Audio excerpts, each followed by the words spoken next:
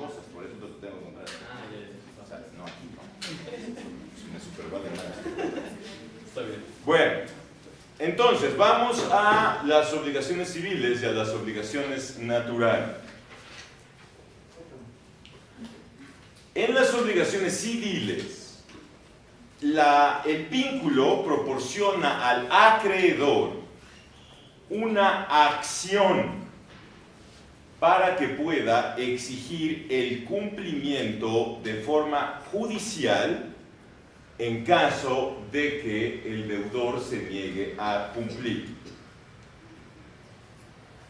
Es decir, en caso de que el deudor incumpla, yo puedo acudir con el juez para exigir que el deudor cumpla de forma forzosa. Quien lo va a obligar es el juez. Por eso es que en las obligaciones civiles sí tenemos una acción. Ya dijimos lo que es la acción. A diferencia de esto, en las obligaciones naturales no hay tutela procesal. Es decir, no tenemos una acción para hacerlas efectivas. Por esta circunstancia, muchas personas creen que las obligaciones naturales son morales, pero eso no es cierto. Las obligaciones naturales son absolutamente jurídicas, a diferencia de lo que pasa con las obligaciones morales, que definitivamente no son jurídicas, caen dentro del mundo de cada individuo, porque cada quien tiene una moral. Eso me llama mucho la atención también, como cada una, no sé cuántos dioses hay en el mundo, pero hay yo creo que 5.000 millones, porque cada vez que uno habla con alguien que cree en Dios, yo no creo en Dios. Entonces le pregunto, no, es que mi Dios sí me permite hacer esto. Pero el de junto no te permite, pero al otro sí, pero al otro no. Entonces, y es mi Dios personal. Entonces, son unas religiones muy raras que ahora está teniendo la gente. Pero, insisto, con relación a las obligaciones morales, hay tantas creencias, tantas morales como personas existen. Y esto no pasa con las obligaciones civiles. Con las obligaciones naturales. En las obligaciones naturales normalmente son obligaciones que tienen un defecto y que ese defecto provoca que no tengan acción. Sin embargo, es posible que si en el transcurso del tiempo nosotros podemos quitarles ese defecto a las obligaciones naturales, vuelvan a tener acción. Por eso es que las obligaciones naturales no tienen acción. ¿Cuáles son los casos en Roma de las obligaciones naturales? En primer lugar, los negocios celebrados por un esclavo sin autorización de su amo. Muchas veces los amos entregaban a esclavos inteligentes, a esclavos preparados, porque curiosamente cuando nos imaginamos un esclavo siempre nos imaginamos un güey que se está madreando. Y no es así. Obviamente hay de todo tipo de esclavos, ¿verdad? Son a los que se madrean, a los que limpian el caca, el excusado, pero hay esclavos sumamente cultos, a quienes se les encomendaban muchas cosas, desde la educación de los hijos del amo hasta la administración de parte del patrimonio del amo. Porque era gente preparada, era gente inteligente. No nos imaginemos que el esclavo nada más hace unos putazos y ya. Entonces, en este caso, cuando yo le encargaba al esclavo que realizara negocios a mi nombre, porque los está haciendo con mi patrimonio, con parte del peculio que yo le estoy entregando. Entonces, para hacer negocios requiere autorización del amo. Por lo tanto, si el esclavo realiza un negocio que no está dentro de la autorización que el amo le otorgó, la obligación sí es jurídica, obviamente, porque él es el esclavo administrador. Pero ¿a quién van a poder demandar? A nadie. ¿Por qué? Porque el amo no dio la autorización. Por lo tanto, no existe un deber para el amo de cumplir. ¿Qué puede suceder en este caso? Que el amo reconozca el negocio En ese momento en el cual el amo reconoce la celebración del negocio, en ese instante surge la acción, porque la obligación natural se convirtió en obligación civil, dejó de tener ese defecto. ¿De acuerdo? Ese es el primer caso. Segundo caso, las obligaciones contraídas por personas sujetas a la misma patria potestad. ¿Qué es la patria potestad?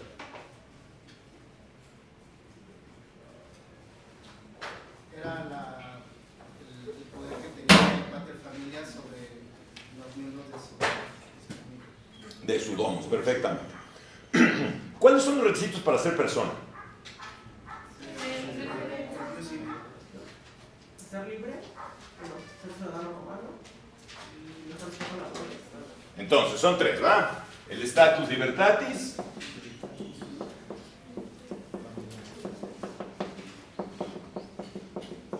el status civitatis y el status familia.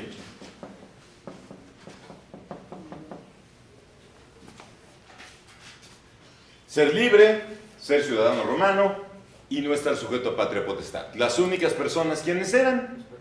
Los pater familias, únicamente son las únicas personas. Sin embargo, los ciudadanos también tienen privilegios de la ciudadanía romana. Dentro de los privilegios de la ciudadanía romana encontramos el ius commercium. ¿Qué es el ius commercium? celebrar cualquier acto jurídico. Eso es el ius commercium, no comercial. El ius commercium es la posibilidad que tiene un ciudadano para celebrar cualquier tipo de negocios jurídicos. ¿De acuerdo? Eso es el ius commercium. Entonces, evidentemente había muchos ciudadanos que no eran pater familias, que estaban sujetos a la patria potestad de un pater familias, pero tenían ius commercium, podían celebrar actos jurídicos. Podía darse el caso que dos personas, dos ciudadanos, que estén bajo la misma patria potestad, celebren negocios, ¿sí o no? Claro que se puede. Yo, no necesariamente tiene que ser mi hermano, puede ser mi primo, puede ser un conocido, puede ser alguien que está bajo la misma patria potestad que mi pater familia. Y perfectamente podemos celebrar negocios entre nosotros. Nada más si hay una cuestión. ¿Quién es el único que puede acudir al tribunal? El pater familias. Es el único que puede acudir al tribunal. Si dos personas que están sujetas a la misma patria potestad celebran un negocio jurídico, el pater familias se tendría que demandar a sí mismo. Oye, es que este cabrón no me pagó, pues estupendo. Ni modo, yo me voy a ir a demandar, porque es como sacarme dinero de una bolsa y meterme en la otra. Lo que debe las personas sujetas a la patria potestad del pater familias, lo debe el pater familias, pero también lo que le deben a las personas que están sujetas a la misma patria potestad del pater familias, se lo deben a él. O sea, él se debe a sí mismo. Por lo tanto, esa obligación es natural. Tiene ese defecto, que dos personas sujetas a la misma patria potestad están contrayendo una deuda entre sí. Y entonces el pater familias no se puede demandar solo. Por eso es que la obligación es natural. ¿Cómo se vuelve civil? Si cualquiera de las dos personas sale de la patria potestad, o las dos. En ese momento la obligación deja de ser natural y se convierte en obligación civil. ¿De acuerdo?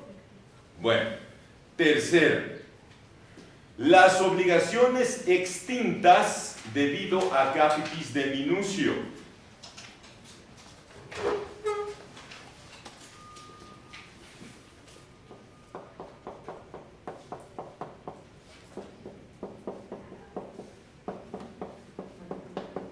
¿Qué es la capitis de minutio? No solo eso. Cuando pierdo cualquiera de estos tres estatus, tengo capitis de minutio. Si pierdo el estatus familia, tengo capitis de minutio mínima. Si pierdo el estatus civitatis, tengo capitis de minutio media. Y si pierdo el status libertatis, tengo capitis diminutio máxima, ¿verdad? ¿Cuáles son las deudas que se extinguen cuando pierdo la ciudadanía? Porque si pierdo la ciudadanía ya no tengo jus commercium, ya no puedo celebrar negocios. Entonces, si yo celebré negocios siendo ciudadano romano y posteriormente pierdo la ciudadanía, esa deuda se extingue porque ya no soy ciudadano romano, ya no me pueden demandar ante un tribunal romano. Por eso es que la deuda se vuelve, la obligación se vuelve natural. ¿Cómo la vuelvo a adquirir? Si vuelvo a adquirir la ciudadanía romana, resurge la obligación como una civil. Cuarto, los préstamos concedidos a filius familias, los préstamos concedidos a un filius familia, porque esto estaba prohibido por un senado consulto, el senado consulto macedoniano. Entonces, el senado consulto macedoniano prohibía hacer préstamos a filius familia. ¿Por qué? Había un individuo que se llamaba Macedonio.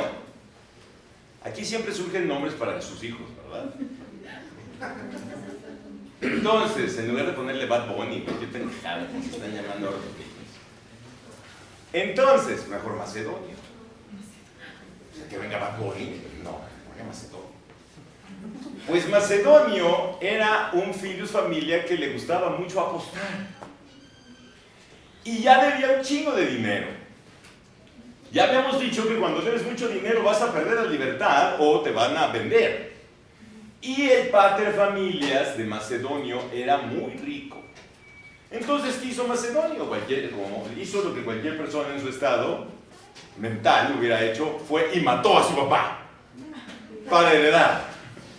Entonces, por lo tanto, para evitar los parricidios, porque el parricidio es la muerte, el asesinato de un paterfamilias por alguien de su familia.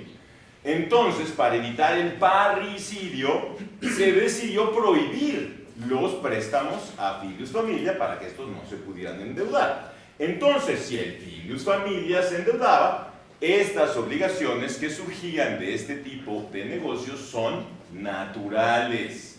¿Cuándo se vuelven civiles? Cuando deja de ser filius familia. En ese momento vuelve a adquirir la categoría de obligación civil. Siguiente. Las obligaciones contraídas por un pupilo sin autorización de su tutor.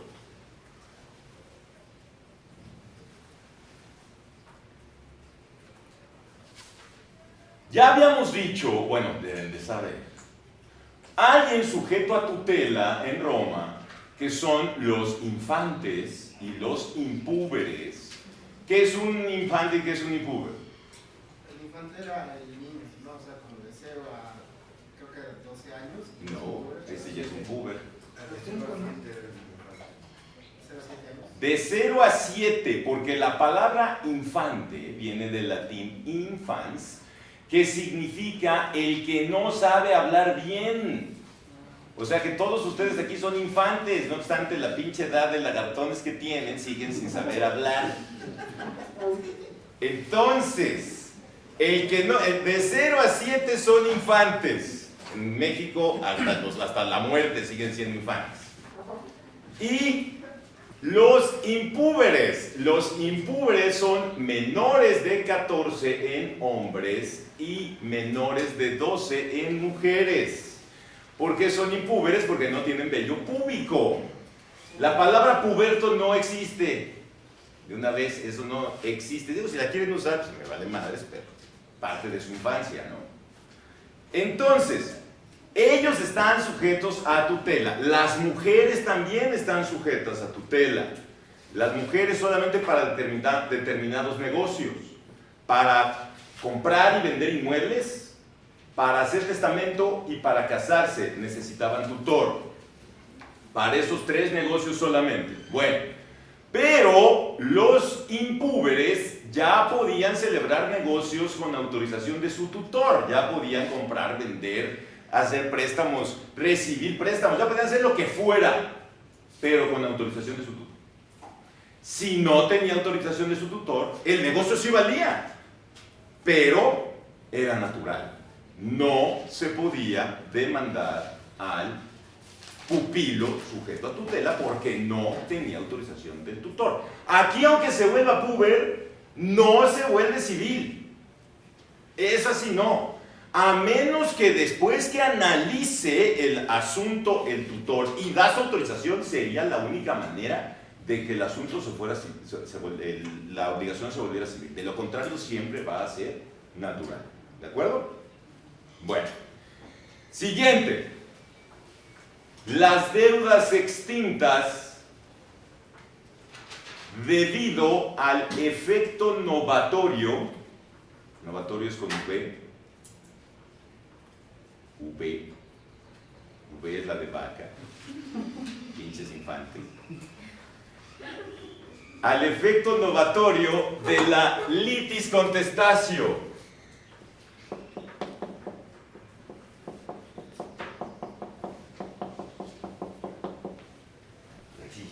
A ver, ¿qué es la litis contestatio?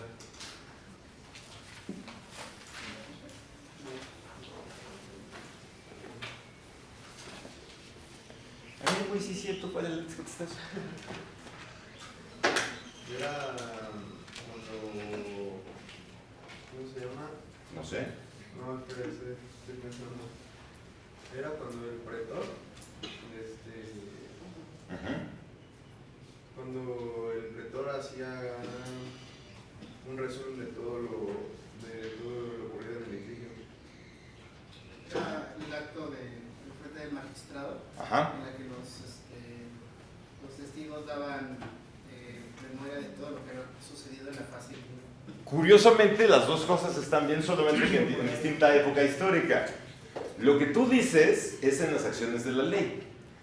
Cuando en las acciones de la ley, que ya les platiqué de la Manus in Mixtio, allí yo tenía que, frente a testigos, hacer todo lo que establecía la ley. Por ejemplo, cuando alguien me quitaba algo, yo lo tenía que tocar con una varita y decir que era mío, y el otro hacía lo mismo, y luego nos agarramos a madrazos, el pretor nos separaba, y todo eso, los testigos lo estaban viendo. Y luego, en el momento que todo se acababa, le decía el pretor, acuérdense de todo esto porque se lo van a tener que repetir al juez. Eso es lo que tú dices, que es correcto, esa es la litis contestatio, pero eso no tenía efectos realmente. La litis contestatio es en el sistema formulario cuando cambió la manera de administrar justicia. Antes, todo era oral, por eso están los testigos, para poder darse cuenta de lo que repiten o no repiten. Los romanos sintieron que el sistema de las acciones de la ley era absolutamente ridículo. Por eso de andarse peleando, y hay otras peores en donde hay que entrar encuerado a la casa de un cabrón con un cordoncito amarrado. O sea, dicen, güey, ¿cómo puede ser eso? Entonces, la cuestión es que le dijeron, empezaron a presionar para decir, pues no nos gusta. Y vieron que como se le impartía justicia a los extranjeros, estaba menos ridículo, que era todo por escrito. Y presionaron para que dejaran usar el sistema formulario. Bueno, pudieron usar el sistema formulario después de varios siglos. Y allí todo es por escrito. Yo presento una demanda por escrito. Yo la contestación la hago por escrito. Llego con el pretor y ahí doy mis alegatos. Y tiene el pretor un amanuense. Aquí también van a aprender español. El amanuense es el güey que escribe. Entonces, el pretor tiene un amanuense que va escuchando y va escribiendo todo lo que les están diciendo. Al final de ya que declararon cuanta mamada quisieron, le dice al amanuense, está listo, se lo entrega y el pretor lo lee. Ustedes dijeron esto. ¿Están de acuerdo? Cuando dicen sí, estamos de acuerdo, puede ser que digan no estamos de acuerdo. ¿Por qué? Porque faltó esto, entonces el pretor lo corrige.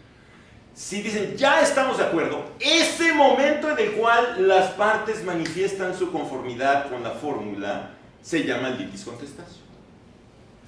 Y la litis contestatio tiene muchísimos efectos jurídicos en el sistema formulario. Determina el valor de las prestaciones reclamadas, es imprescriptible por herencia las acciones personales, o sea, muchos que ahorita ni siquiera voy a mencionar. Pero el principal es que tiene un efecto novatorio.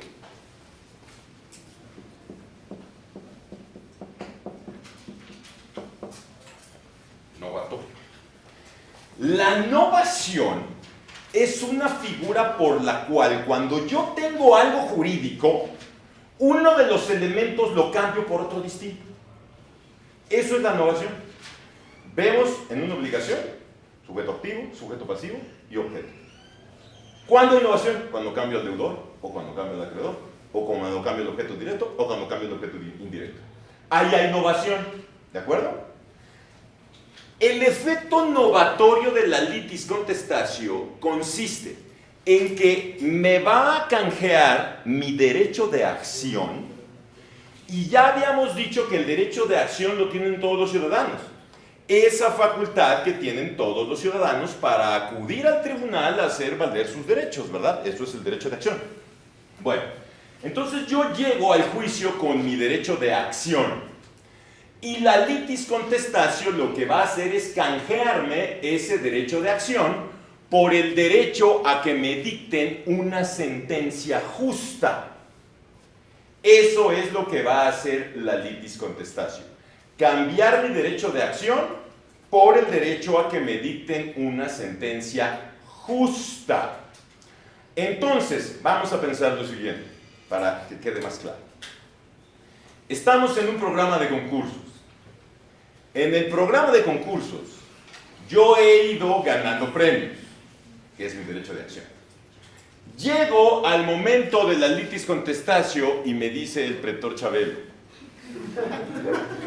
estos regalos ya son tuyos, ¿te los quedas o pasas a la catafixia? Muy bien, entonces yo ya tengo mi derecho de acción. Eso es mi regalo que yo me he ganado durante todo el juicio, ¿verdad? Así voy caminando con mi derecho de acción, que es mi regalo. Cuando llega el momento de la litis contestatio, me dice: a ver, si quieres pasar allá, que es para que ya te dicten sentencia, necesitas entregar eso. Y allá en la catafixia hay otros regalos, ¿verdad? Algunos pueden ser mejores si gano el juicio y algunos pueden ser peores si pierdo el juicio. Entonces, ¿entregas o no entregas el derecho de acción? No, pues sí lo entrego. Entonces ya, entregué yo la acción. Y mi abogado es tan pendejo porque no sabe cómo pasa eso. Yo por eso siempre les estoy exigiendo en el salón que estudien un chingo, porque siempre que estoy en la sala veo como el cliente tiene la razón a huevo y el abogado se lo descargó todo. Todo se lo descargó. No tengo manera de darle la razón a un güey que tiene la razón, porque el abogado es tan pendejazo que no me deja opciones. Entonces yo cuando recibo a la gente, normalmente cuando me piden verme, pero sin el abogado, para decirle: ya le dijo su abogado que la cago en esto, que la cago en esto, que la cago en esto, y esto es lo que va a valer madre. Es horrible, ¿eh? Porque luego es bien fácil. ¿Quién tiene la culpa? Pues el pendejo del juez, ¿verdad? Ah, pinche juez es un vendido, pinche magistrado es un corrupto.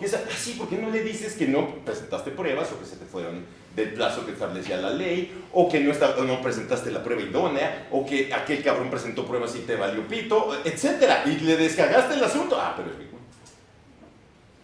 Entonces, a ver, ¿la sentencia justa cuál es?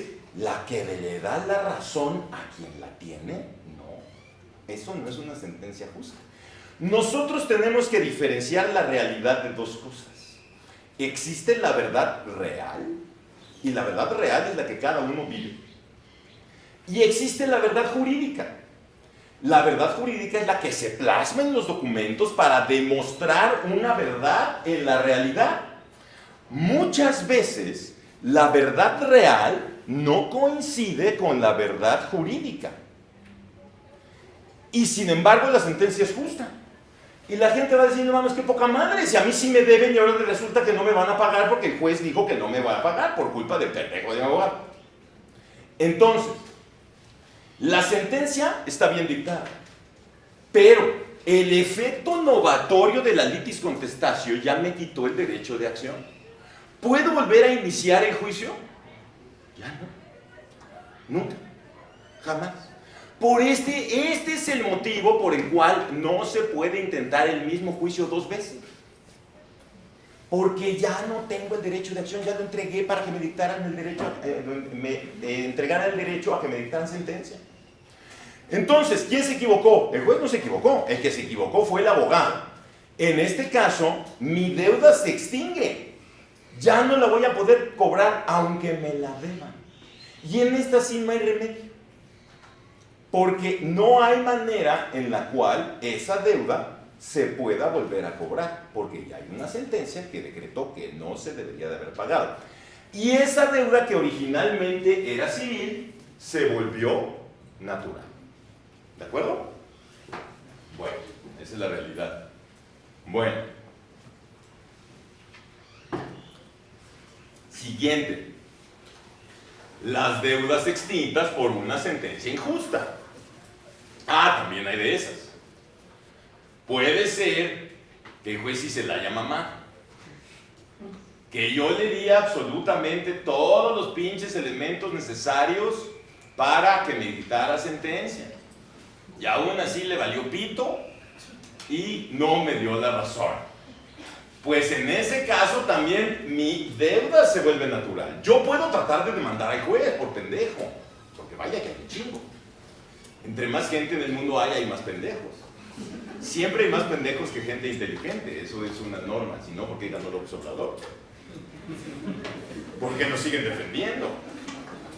Entonces, la realidad es que, pues claro que el juez puede ser un pendejo, obviamente, y la regó. Yo puedo demandar al juez y decirle, por pendejo, no mames, te la jalaste, imbécil. Pero esa deuda, pues ya no me la van a pagar. Voy a intentar que el juez me trate de resarcir por sus estupideces y su ignorancia, pero esa deuda ya tampoco tiene solución. Porque no va a haber manera de que se vuelva civil. Esa siempre ya va a ser natural. ¿De acuerdo? Hay una situación. Para que alguien para que se pueda condenar a un juez por haber dictado una pendejada, hay que demostrar que lo hizo de mala leche. O sea, que verdaderamente lo hizo a propósito, que por algo dictó esa pinche sentencia tan culera. Porque de otra forma va a ser bien difícil. Alguien se puede equivocar de buena fe. Pero hay gente que no, hay gente que sí lo hace a propósito. Bueno. Siguiente. Las deudas extintas porque el acreedor recurra a la violencia para cobrar.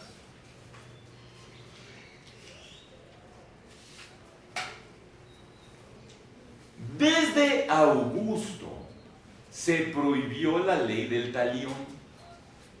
Ya dijimos que aquel que utilice o cause un daño proporcional al recibido o justicia por su propia mano, entonces eso es ley del talión.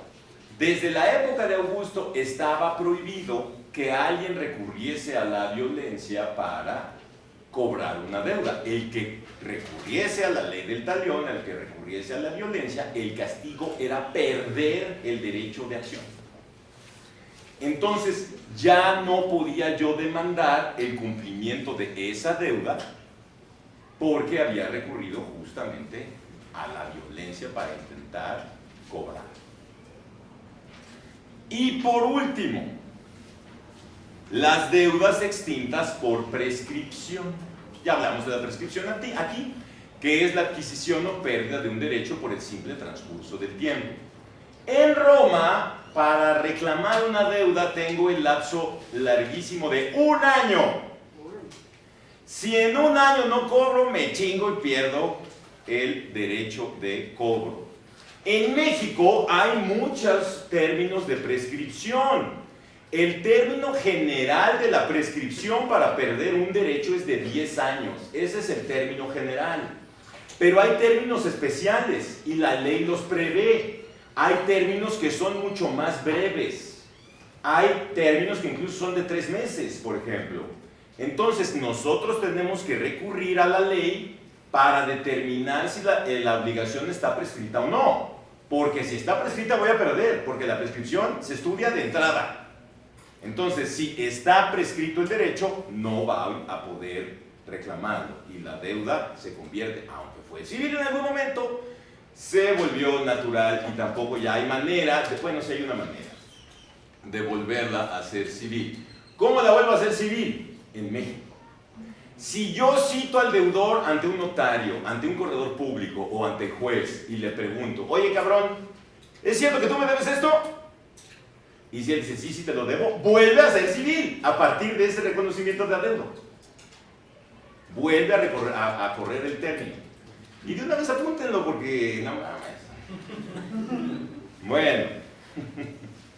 Entonces, en México, insisto, también las deudas prescritas son deudas naturales. Igualmente, las deudas morales se consideran en México deudas naturales. ¿Cuáles son las deudas morales? Cuando una persona le da alimentos a un hijo no reconocido. Si tiene un hijo que no ha reconocido y le ha estado brindando alimentos y después ya no quiere, la obligación es natural, no lo puedo obligar, a menos que lleve un juicio de reconocimiento de paternidad. Y entonces allí sí lo voy a obligar a dar alimentos.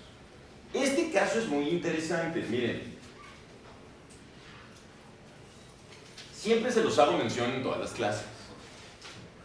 Muchos de ustedes tienen problemas porque alguno de sus papás no les da alimentos. Y siempre es una pregunta recurrente. Cada vez, y ahora que vamos a volver a hacer el programa, siempre me preguntan de alimentos. Y yo les recomiendo algo. Olvídense de la pendeja dignidad. Yo no le voy a pedir ni madres. Que chingue a su puta madre, ese güey me cago. No quiero volverlo a ver nunca. Bueno, el problema, eso está muy bien y muy respetable. Digo, pendejo, pero... Hay un problema. Que los alimentos son obligaciones recíprocas. ¿Qué quiere decir eso? Que el padre tiene la obligación de dar alimentos, pero los hijos tienen la obligación de darle alimentos a los padres si éste los necesita. Y ya ha pasado que muchas veces el padre no dio alimentos y después de que pasan los años viene y demanda a los hijos para que le den alimentos. A la madre. Entonces, ¿qué es lo que tengo yo que hacer?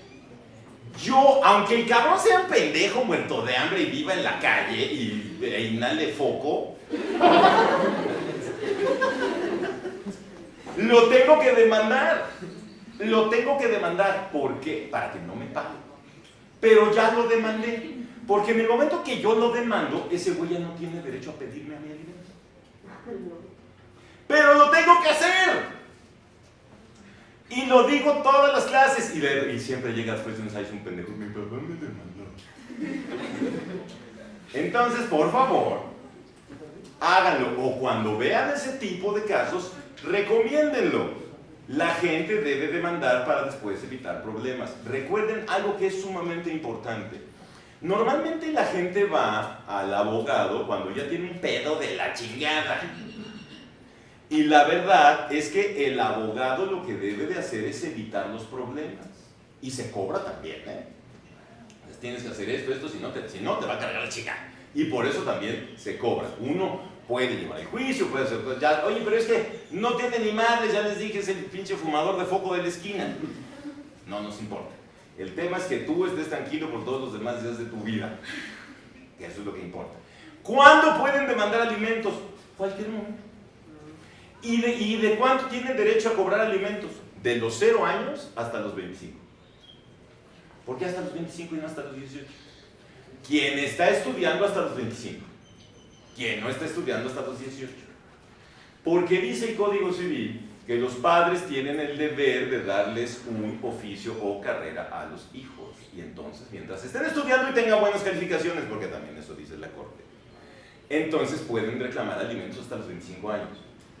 No hasta los 30, porque no mames, ya también están fallados. Pero todo ese tiempo, y si no les ha dado una vez alimentos, nunca les ha dado alimentos, jamás les ha dado, le pueden hacer su cuenta desde los 0 hasta los 25. Entonces, para que lo tomen en cuenta, para evitar este tipo de circunstancias bastante desagradables. Ya todo el mundo apuntando a huevo, lo voy a hacer.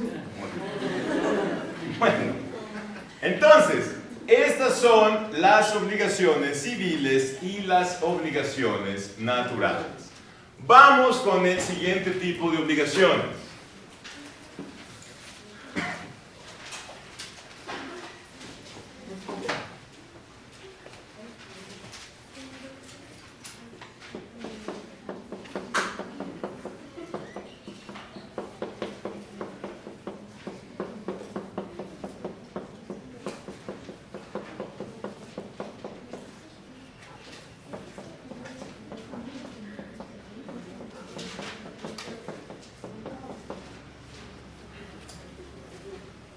Hay obligaciones alternativas, hay obligaciones facultativas y hay obligaciones acumulativas.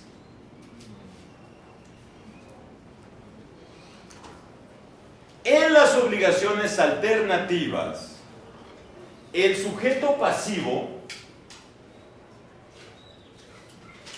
debe 2 o más objetos, pero entregando uno cumple, pero debe todos. Entonces, en una obligación alternativa, yo debo un chivo, un borrego o un perro. Si yo entrego cualquiera de los tres, con eso se extingue la obligación, pero debo los tres. Debo el chivo, debo el borrego y debo el perro. Pero entregando uno, la obligación se extingue. Primera pregunta. ¿Quién escoge con qué se paga? ¿El acreedor o el deudor? A ver, ¿quién dice que el acreedor? ¿Por qué? Es el que tiene la facultad, ¿no?, de exigir algo.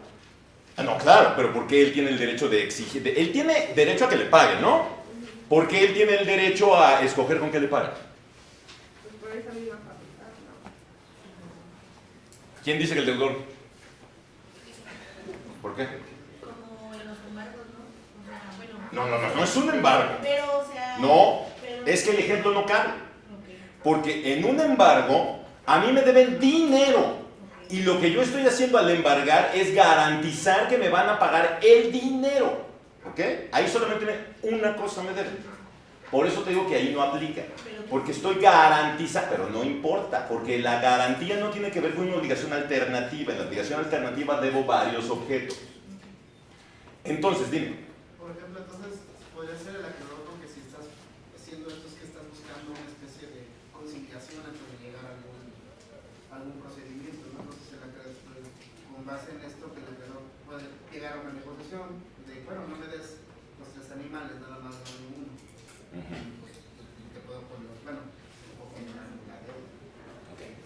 ¿Alguien dice otra cosa? Dime. Yo digo que es el deudor, ¿Por? porque al final de cuentas son sus bienes, o sea, son los bienes. Pero entonces, ¿para qué los debe? Los que se van a entregar. Bueno, pero. Tal vez sea el deudor porque sea lo único que tiene. O sea, si debe el chivo. Nunca jamás. Cuando yo me comprometo a algo, es porque lo puedo cumplir. Yo no me puedo comprometer a algo que no puedo cumplir. Así sea lo último que tengo. ¿Qué otra cosa? A ver, ¿alguien más tiene? Yo digo que le acreedor porque, por ejemplo, si él ya se podría conformar por lo que él entrega. ¿Tú te conformarías? La verdad, no. Ok. El deudor porque al acreedor solamente le interesa que le paguen, si le van a pagar por una cosa. Entonces el deudor puede disponer de cualquiera de los 3 animales, pues te doy este, te doy el chivo. A mí lo que me interesa es que me devuelvan uno de los 3, Pero que te lo devuelvan, como acreedor. pero no te lo pueden devolver, solamente lo van a entregar. Entregar. Devolver es que yo te haya entregado algo. Yo llego y digo, agarrar sobre todo. Y entonces, dice, pues ahora qué me regalas. No, pues yo quiero la pluma roja. ¿Verdad? ¿No es igual? A ver, por eso hago siempre las cosas de forma de bulto, porque así entienden mejor. A ver, mire. Pregunta, yo sé que es bien difícil el español, güey. Está bien cabrón. ¿Qué significa la palabra alternativa? Opciones, ¿no? Cuando tengo alternativas es que tengo opciones. Eso es lo que significa una alternativa. Ok. Ahora bien, si el deudor tiene la alternativa de entregar una de varias cosas, ¿para qué chingados le doy alternativas? Si yo quiero algo en específico, ¿para qué chingada madre le doy una alternativa? ¿No es más lógico? No me conformo con ni madres. Yo le digo, ¿me puedes pagar esto o esto o esto? ¿Vale? Entonces, si yo solamente quiero eso, quiero el basurero. Pues entonces, ¿para qué pido otra cosa? ¿Necesitaría estar al pendejo, no? Yo quiero eso y ya. Por eso te digo que el embargo no es lo mismo. Porque ahí no hay alternativas. En el embargo yo digo, a ver, entro a la casa y madres, no hay nada. Porque pasa. Entro y solamente hay niños corriendo. Y no los puedo poner a trabajar. Entonces, pues ahí digo, pues nada más la casa, ¿verdad? No hay nada, no puedo sacar ni el coche, ni los muebles, no nada, no hay nada. Pero ahí estoy buscando una garantía del dinero que me deben. A mí que me deben dinero, no me deben otra cosa. Acá no, aquí sí me deben varias cosas. Que yo le estoy dando la alternativa a ese güey para que él escoja. Nunca jamás cuando hay una obligación alternativa puedo demandar un objeto en específico. Porque si yo demando un objeto en específico, ¿qué creen que va a pasar? Pues pierdo. ¿Por qué pierdo? Porque yo no tengo el derecho de escoger.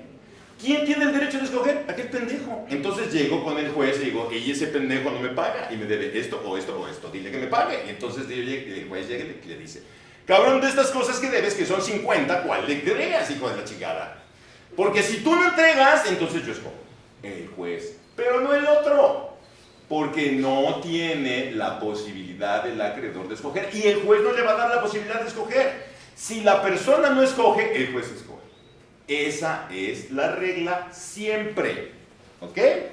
Entonces, en las obligaciones alternativas hay varias opciones. Por eso es que, aunque yo debo toda la obligación, entregando una sola se tiene por cumplir. ¿De acuerdo? Bueno, ¿qué pasa? ¿Qué pasa? Si una de las cosas o varias se destruye,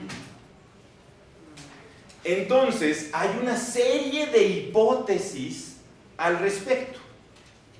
Primero, si se pierde uno de los objetos por fuerza mayor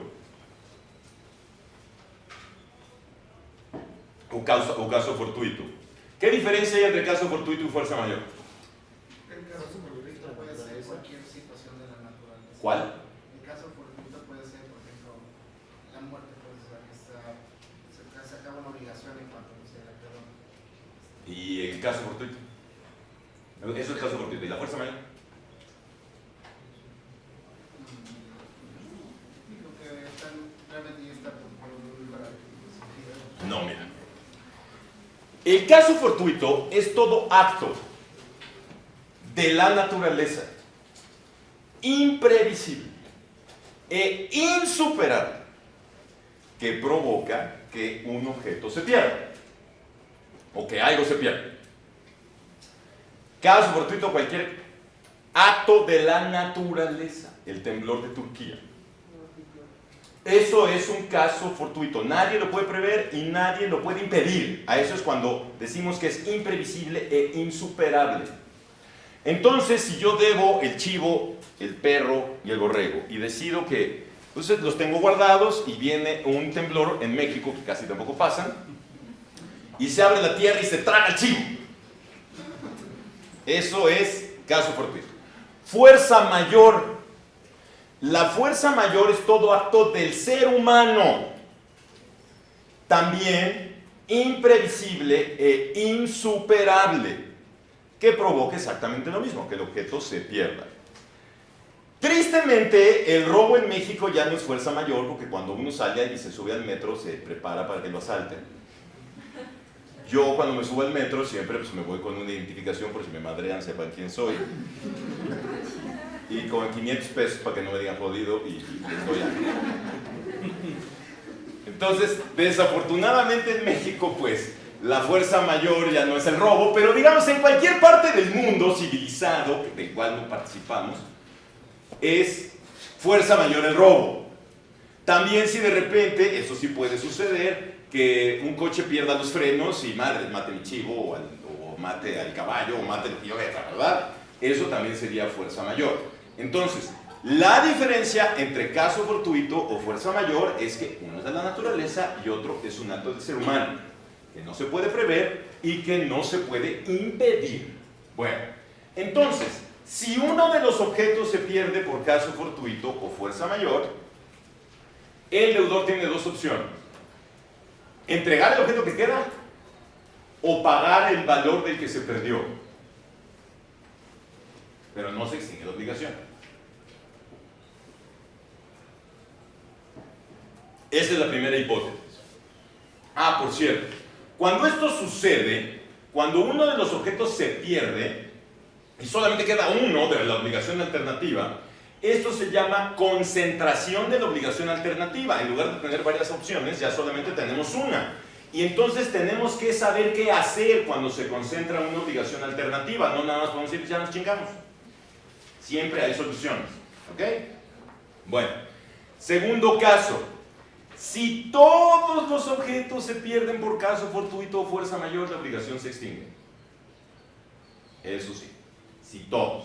Si en el terremoto se tragó la tierra a mi chivo, le cayó una viga al borrego y al incendio se murió el perro, entonces, y además hubo rapiña y se chingaron los restos del perro, por lo tanto, hubo caso fortuito y fuerza mayor y en ese caso la obligación se extingue. Tercer caso.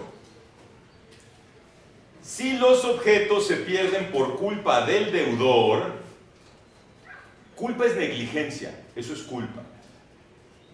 Dejó el corral abierto y dejó al perro amarrado con longaniza. Entonces se la comió y salió corriendo el perro. Entonces, si los objetos se pierden por culpa del deudor, debe pagar el valor del objeto que él quiera.